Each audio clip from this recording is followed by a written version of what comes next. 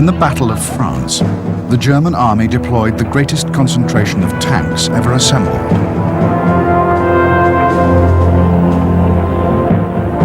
Their offensive saw the war's first large-scale airborne operation.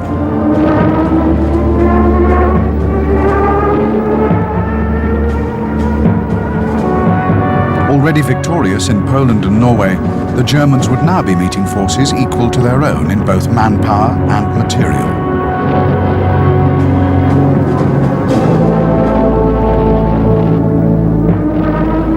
Yet with new and revolutionary tactics, the Germans would destroy the armies of Belgium, Holland and France, and inflict upon the British Army its greatest humiliation since its defeat in the American Revolution.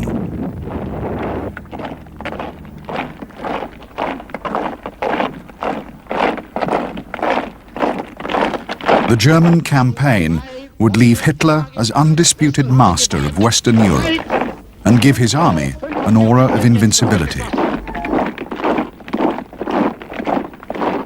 So complete was its victory that 4 years would pass before Germany's supremacy in France and the Low Countries could again be challenged.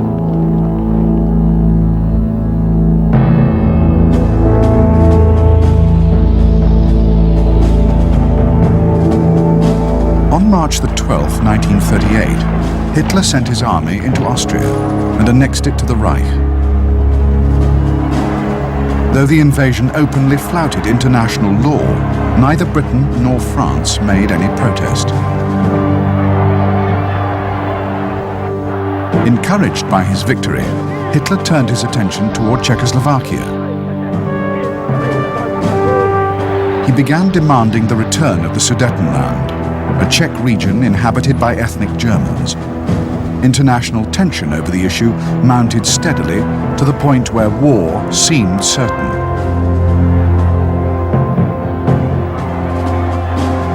Eventually, in September 1938, the leaders of France, Britain, Germany and Italy met at Munich to resolve the crisis. Eager at all costs to avoid war, the Western powers yielded to all of Hitler's demands. The Czechs were given no say in the carving up of their country. Britain hoped that peace in Europe was now assured and that Hitler would pose no further threat. This illusion was shattered within 6 months, when in March 1939, the Germans occupied the rump of Czechoslovakia. Britain was outraged and promptly abandoned its policy of appeasement. On the 31st of March, Britain and France promised to guarantee the independence of Poland, where it seemed Hitler would strike next.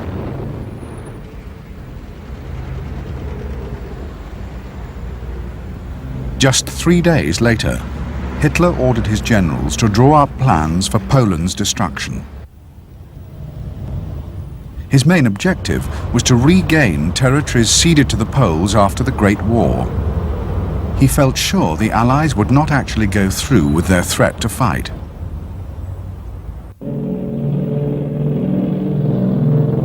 In August 1939, he stunned world opinion by signing a non-aggression pact with the Soviet Union, his most hated enemy. A secret clause in the pact arranged for the partition of Poland between the two powers. With Russian complicity thus assured, Hitler massed 59 divisions along the Polish borders and prepared to launch them in converging attacks. The German formations included over 2,500 tanks and 2,000 Luftwaffe fighters and bombers. The Polish forces facing them were spread out all along the 1,750 miles of the frontiers with Germany. They comprised 7 armies, totaling 30 active divisions and 10 reserve divisions. They also possessed 12 large cavalry brigades, 475 tanks, and 445 aircraft.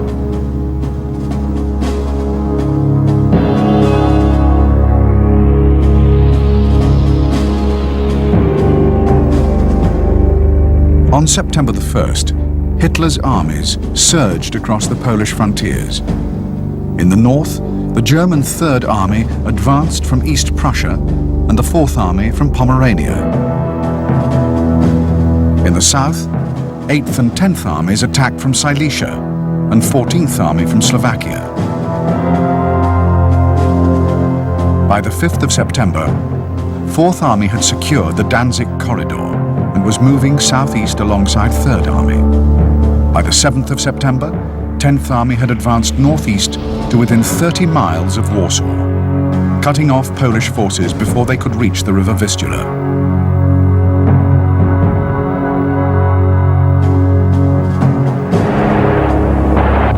The main basis of German success in Poland was an entirely new tactic which came to be called Blitzkrieg, or Lightning War. Blitzkrieg relied on the deployment of armoured forces in entire divisions. These panzer divisions consisted of both light and heavy tanks, motorised infantry, artillery and reconnaissance units.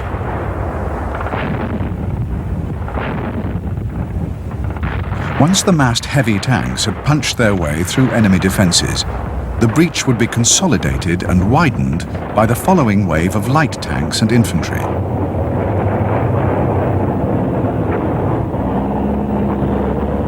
The forward units continued their advance, carrying the battle into enemy rear areas.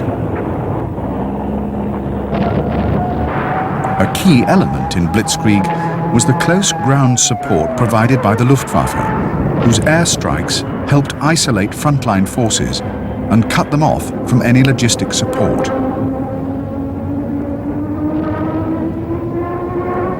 In the skies over Poland, the Luftwaffe rapidly achieved total aerial supremacy.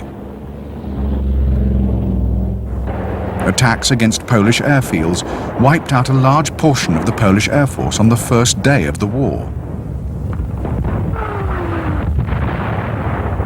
The Luftwaffe struck hard at key military installations, supply lines, and rail networks. Indeed, the Germans were all too familiar with the layout of the Polish railway system, having built it themselves.